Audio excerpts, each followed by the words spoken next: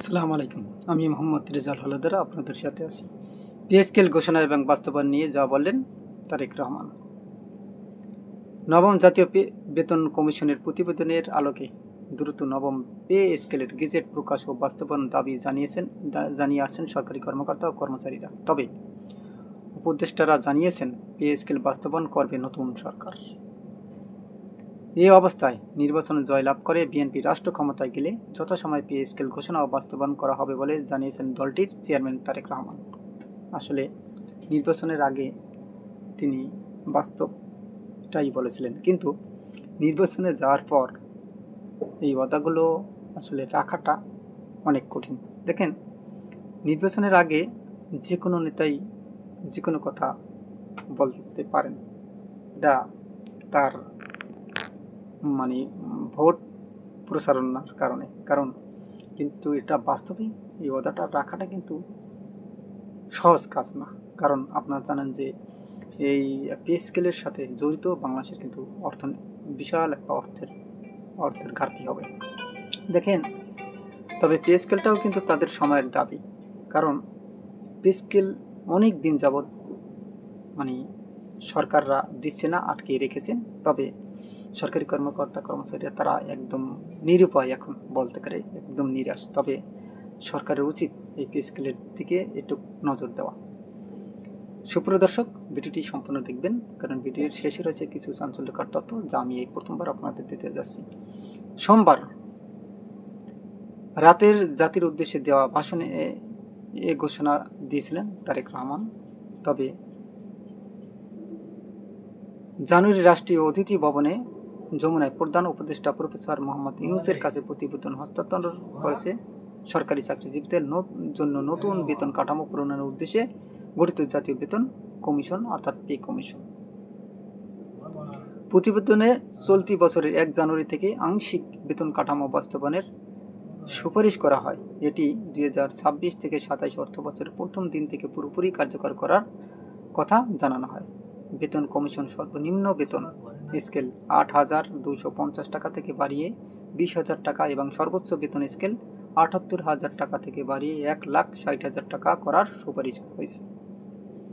জাতীয় বেতন commission 2025, Bangladesh judicial services pay commission 2025 এবং সশস্ত্র বাহিনী বেতন কমিটি 2025-এর দাখিল করা প্রতিবেদনের বেতন সম্পর্কিত বিষয় পরীক্ষা নিরীক্ষা করে সুপারিশ কমিটি গঠন করেছে সরকার। গত রোববার 8 ফেব্রুয়ারি মন্ত্রিপরিষদ বিভাগ থেকে প্রজ্ঞাপন জারি করে কমিটি গঠনের কথা জানানো হয়।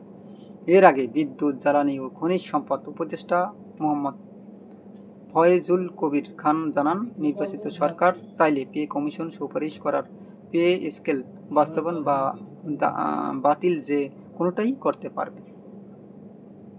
অন্যদিকে সরকারি চাকরিজীবীদের জন্য নতুন পে স্কেল ঘোষণা না করলেও পরবর্তী সরকারের পক্ষে তা বাস্তবায়নের পথ সহজ করে যাচ্ছেন বলে জানান অর্থ উপদেষ্টা সালাউদ্দিন আহমেদ। আসলে তিনি তখন জানিয়েছেন যে যদিও আমরা পারবো না নির্বাচনের কারণে, কিন্তু পরবর্তী সরকারের জন্য আমরা সব কিছু ব্যবস্থা রেখে যাব। আসলে কতটা কী রেখে গেছে হয়তো বা এই বর্তমান সরকার জানে এবং তারা জানে। তবে এই অবস্থায় জাতির উদ্দেশ্যে দেওয়া ভাষণে তারেক রহমান বলেছিলেন, সেই সময় আমাদের দলীয় ইশতেহারে বলছি, জনগণের রায়ে বিএনপি রাষ্ট্র পরিচালনার দায়িত্ব ফেলে সরকারি কর্মকর্তা এবং কর্মচারীদের জন্য যথাসময়ে জাতীয় পে স্কেল ঘোষণা এবং বাস্তবায়ন করা হবে আসলে বলেছিলেন তিনি। কিন্তু এখন বাস্তবে সেটা আসলে ফলানোর জন্য কতটুকু কাজ করতেছেন সেটা কিন্তু দেখার বিষয়। তবে বেকার সমস্যার সমাধানে বিএনপির পরিকল্পনার কথা তুলে ধরেন তারেক রহমান। বলেন, বেকার সমস্যা নিরসনের লক্ষ্যে ব্যাংক, বিমা, পুঁজিবাজার সহ দেশের অর্থনৈতিক খাতের আর্থিক সংস্কার ও অঞ্চল ভিত্তিক ও অর্থনীতিকে চাঙ্গা করা এবং শিল্প বাণিজ্য, দেশি বিদেশি বিনিয়োগ বৃদ্ধির মাধ্যমে দেশে বিদেশে 1 কোটি কর্মসংস্থান সৃষ্টির লক্ষ্যমাত্রা নির্ধারণ করা হয়েছে। তিনি বলেন, এভাবে পর্যায়ক্রমিকভাবে 1 কোটি কর্মসংস্থান সৃষ্টির লক্ষ্যে কয়েকটি সেক্টরকে চিহ্নিত করার লক্ষ্যে কর্মসংস্থান তৈরির উপায় এবং কর্মকৌশল নির্ধারণ করা হয়েছে। এরই অংশ হিসাবে দেশব্যাপী কারিগরি ও ব্যবহারিক শিক্ষা প্রদানের মাধ্যমে বেকার জনগোষ্ঠীকে দক্ষ জনশক্তিতে রূপান্তর করা হবে। দেখেন, আসলে এই যে পে স্কেলের জন্য যে ঘোষণাটা তিনি দিয়েছিলেন নির্বাচনের আগে। এখন কিন্তু সরকারের মানে দায়িত্ব আসলে এটা অতটা পালন করা। কিন্তু বর্তমানে আপনারা জানেন যে যুক্তরাষ্ট্র, তারপরে হচ্ছে ইরান, ইসরায়েল অর্থাৎ মধ্যপ্রাচ্যে একটা যুদ্ধ চলতেছে।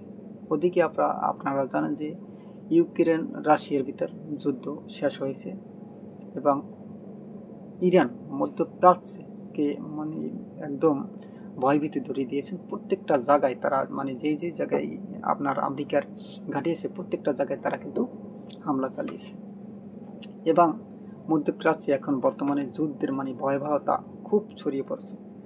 তবে এই পরিস্থিতিতে সারা বিশ্বে তেলের দাম কিন্তু ব্যারেল প্রতি $100 উপরে বেড়ে গেছে। প্রত্যেকটা জায়গায় তেলের দাম এখন বৃদ্ধি এবং বিশ্ব বাজারে এখন অর্থনীতিকও কিন্তু অনেক সংকট।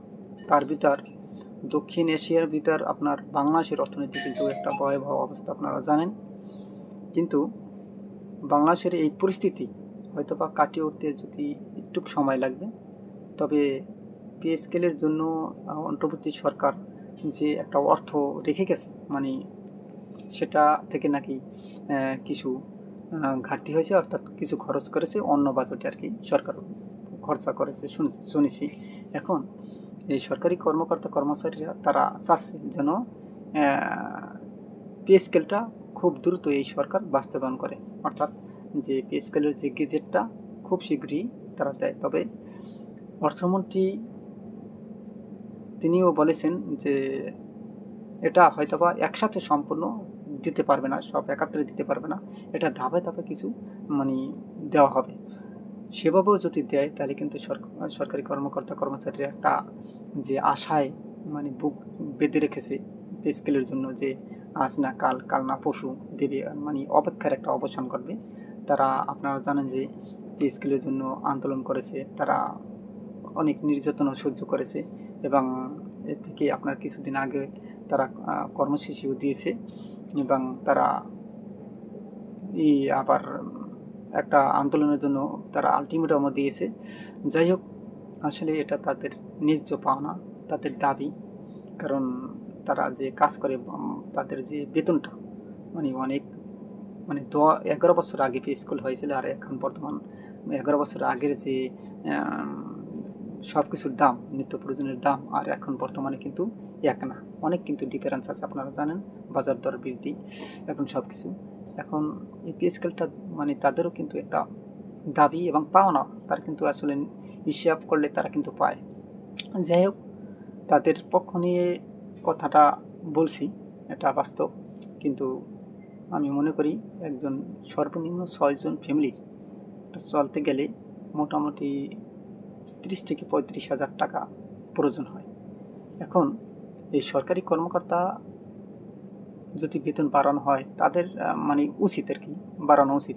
তাদের সাথে সাথে যারা বেসরকারি প্রতিষ্ঠানেও চাকরি করে তাদেরও আসলে এই একটা বেশি বেতন দিয়ে মানে সরকার একটা ঘোষণা গেজেট প্রকাশ করা উচিত বলে আমরা মনে করি। সুপ্রিয় দর্শক, এখন সময়ের দাবি সকল সরকারি কর্মকর্তা কর্মচারীদের একটাই দাবি, কবে পে স্কেল দেবে, কবে গেজেট প্রকাশ করা হবে। এবং সরকারও আসলে এটা নিয়ে তেমন একটা চিন্তিত না দেখা যাচ্ছে, তারা অন্য অন্য বিষয় নিয়ে তারা চিন্তিত, এদিকে তাদের আর কি কোনো ভ্রুক্ষেপই নেই। তবে একটা মজার বিষয় কি জানেন, নির্বাচনের সময় তারা মনে করছে তারা যদি বিএনপিকে মানে জিতিয়ে দেয় তাহলে খুব দ্রুত তারা এই পে স্কেলটা পাবে। এই জন্য বিএনপিকে মানে যেভাবে কলে কৌশলে তারা জিতিয়ে দিয়েছে, কিন্তু যেই আশা তারা করেছেন সেখানে গুরিবালি হয়েছে, উল্টো তাদের কথা এখন চিন্তাই হচ্ছে না বলে আমি মানে মনে করি। তবে সুপ্রিয় দর্শক, আপনারা কি মনে করেন আসলে এই বর্তমান সরকার আসলে এই পে স্কেলটা কি দিবে না আরও 2-3 বছর সময় নেবে বলে আপনি মনে করেন? কি মনে করেন অবশ্যই আপনাদের মতামত কমেন্টে জানান এবং এরকম নতুন নতুন কন্টেন্ট পেতে RS বাংলা নিউজ 24-কে সাবস্ক্রাইব করুন এবং এটি সবাইকে দেখার সুযোগ করে দিন, লাইক ও শেয়ার করে। তবে খুব দ্রুত যেন এই পে স্কেলটা দেওয়া হয় এই আশাবাদ ব্যক্ত রেখে আমি আমার ভিডিওটি এখানেই শেষ করছি। আসসালামু আলাইকুম রহমতুল্লাহি ওয়া বারাকাতুহু।